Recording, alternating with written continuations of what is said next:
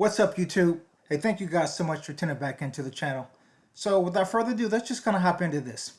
So House Democrats are looking at proposing a new corona stimulus relief bill that is set to be presented to the House of Representatives this Friday. So what does that mean exactly? Well, if you haven't been living under a rock, then you more than likely are aware of the last month's stimulus relief package that got passed and payments that have been distributed out to individual households, right? So if you were making less than $75,000 and you were single, or $150,000, you received a stimulus relief stimulus check last month. That's right, stimulus came. So this Friday, if the stimulus relief bill gets passed by the House, you're going to be getting a second round of $1,200 checks. Now, there are some similarities between the first stimulus relief bill and the second stimulus relief bill. What are they? Let's go over them. So, if you guys aren't aware, anyone, as I kind of already touched on, anyone who makes under $75,000 a year in the last stimulus relief bill got $1,200 check. So they received a $1,200 check. That is still set to be the same for this one. If you're a couple and you made less than $150,000 collectively, which most people do make less than that collectively, then you got $1,200. You got $2,400. Okay, that's people without any dependents. Now the differences between the first package and this package is that this package is going to be a lot more generous than even the first package. Y'all heard that. This package is going to be even more generous. How generous? Well, let's touch on this. So first things first. All right, so the $1,200 is going to be the same, but if you have dependents, the original bill only covered up to $500 per dependent. This stimulus relief bill set to be voted on this Friday is going to cover up to $1,200 per dependent. Y'all heard that right.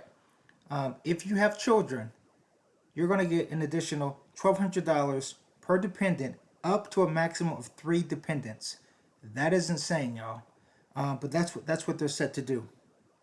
Okay, so another deal here is that they're looking at giving additional what we call a critical workers stimulus funding. So basically, well, one of the issues that took place in the first stimulus relief package is that there wasn't any consideration for the frontline workers, or like the people like to say, the essential workers. Well, that's not going to be the case for this particular package. For this one, there's going to be some additional funding for, for hazard pay workers, up to $200 billion that they're coining as the Heroes Fund. Basically, people who work in the grocery stores, people who work on the front lines, anyone who was essential hazard pay, who was essential workers who have to work, is going to be receiving additional funding. Now, how that's going to be distributed, it's not quite clear yet, but I do know that there is funding that is going to be distributed down for people who are essential workers. Another really big thing for this package as well is on the first package, you had to have a social security number. And you're like, well, what's the big deal about that? Well, yeah, if you're a citizen. But what about everyone else who's been working and been in the country and paying taxes and yada yada, right, contributing to the economy, but they're not quite legal yet. But for all intents and purposes, they're American in every aspect except for not having a social. Well, this bill is going to cover you guys. This one, you do not require a social security number. So if you are of a technical illegal status, if you will, you are set to receive a stimulus check. Which I actually think that's a really good thing personally, because if you're in the country and you're working and you are paying, you can't work in the country and not pay taxes to some degree. You just can't. So they're going to be covering that.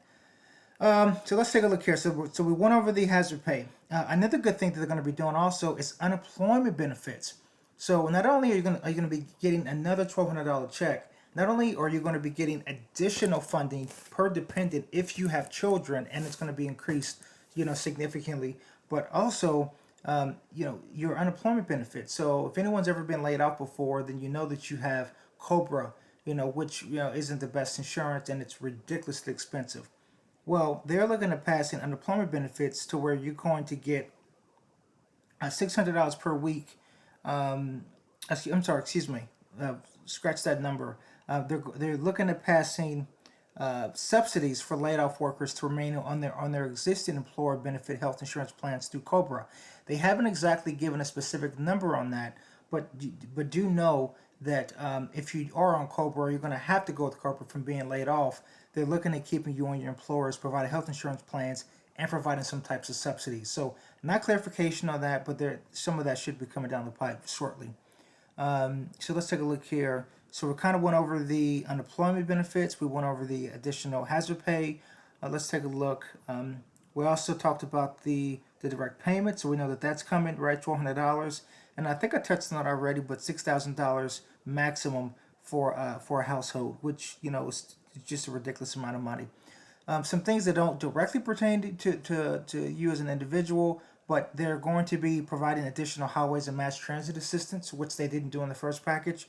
So they're going to be providing $15 billion for state transportation departments for highway needs, and an additional $16 billion for mass transit systems hit by a massive drop-off of ridership and lower income from fares. So what that means is basically if you work or you live in a major city like New York or LA or anybody that has public transportation system that's heavily used, right? Well, you got to think they're losing ridiculous amounts of money. You have people that work for the public transportation systems. They're laid off because they're not considered essential workers. And then what happens, with those institutions, right? I mean, we come out of the recession, or we come out of a lockdown, and then you can't ride the trains because everybody's been laid off. So there's an additional funding that is being provided for the state level, a total of $31 billion, so that the public transportation systems can keep running. That wasn't in the first bill. They're also providing $100 billion in education. Now, the education, the $100 billion, dedicated to the states, the school districts, and universities, which is basically to help defray, is the word that they used, additional costs associated with the pandemic. Now, what does that exactly mean? I don't really know. I don't know if that's going to include some type of subsidies for student loan payments, if that's going to include subsidies for lost tuition from institutions. They haven't fully touched on that yet, but I'm sure some more details are going to be coming down the pipe with that. But know that there is going to be additional funding that is going to be provided for states, school districts, and universities to help with additional costs associated with the pandemic. Another add-on to the package as well is that they're going to be providing an additional $75 billion for testing to aid healthcare providers. So first responders, anyone who is on the front lines in the hospitals, the medical system, they're going to be providing, also funding for additional early coronavirus testing, $75 billion to perform contact tracing to trace its spread, treatment, and so forth. And then they're going to be providing an additional $100 billion for the healthcare providers directly. I mean, this is just a huge bill, people. I mean, this is really crazy, right? So they're throwing out the private health insurance. They're throwing additional money for testing and health providers. They're throwing out money for education. They're giving another $1,200. They didn't reduce that. They're giving additional money for dependents. I mean, this is crazy, right? If you don't have a Social Security card, a Social Security number, right, because you're not quite on the up and up yet, you're gonna still receive a check. I mean, this is a huge bill. I think it's actually even a little bit bigger than the first bill. So lots of stuff going on. So again, this is set to be voted on this Friday. So everybody keep a lookout on the channel. I'm sure that you'll be checking the news as well. If they do pass it and additional information does come out on the bill and more details, I will certainly be one of the first people to upload this and provide the information for you guys as soon as I receive it. And overall, I think that it's a good idea for the economy. I think that we do need an additional stimulus package. I am concerned, however, about the aggressive nature, because sometimes you can be overly aggressive with it. But the flip side of that is if you're under aggressive with it, and then we end up getting into a depression, well, then by that time it's too late. So it's kind of like a damn if you do, damn if you don't situation. I think overall the government is just really concerned about us going into a really deep recession. For those of you who kind of remember 2008, right, when we were on the brink of the whole financial collapse, I mean, literally it was to the point of Friday money is in the bank, and then Monday you go to ATM and it says you can't take money out of the bank. Like that's how bad it was going to get if they didn't pass the bill. Well, I remember personally getting a stimulus check back in 2008 for like $100, and it was something like ridiculous, ridiculously small. Well, not this time around. I mean, they are literally pulling out all the stops. You get a check, you get a check. Oh, you got kids, give them another 700 a kid. Oh, don't worry about it. We're just, I mean, they are just pulling out all the stops to try to really help stop us from going into a deep recession. And I can personally, I commend the government for it. I think that we are in uncharted territories. I think that we don't really know how this is going to work out. We don't know how long the virus is going to stay here or anything of that nature. There's just so many different unknowns that I think that they're just trying to over prepare for potentially the worst to come. So let me know what you guys think. Do you think that this is too much? Do you think that the government's being too aggressive? Do you think that we need more additional stimulus package? Are you concerned at all with inflation? Is that something that we should just worry about down the road?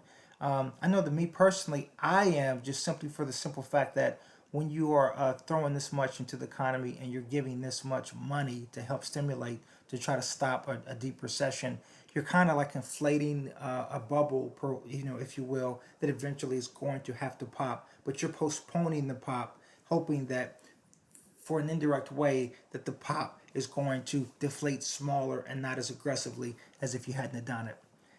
So yeah, that's the latest on the second stimulus relief bill that's set to hopefully be passed. Well, it's set to be voted on this Friday for the House, and my guess is it's going to be passed. So let me know what you guys think.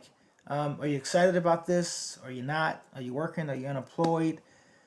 How are you guys feeling about the whole situation right now? So yeah, please make sure that you leave your likes, your comments, all the good stuff below. I definitely obviously welcome everyone's opinion. Please make sure that you also like and share this video with your friends. If you do like the content, obviously please make sure that you subscribe to the channel. If you're not familiar with the channel, or you're new to this is a financial education channel. This is something to where help you guys out with personal finances, with investing, with doing research and the latest news that's going on in the markets and going on in the economy, just anything that can really kind of help improve everyone's lives and help us all work together. So thanks so much for tuning in. Hopefully I'll talk to you later, and thanks for watching. Take care.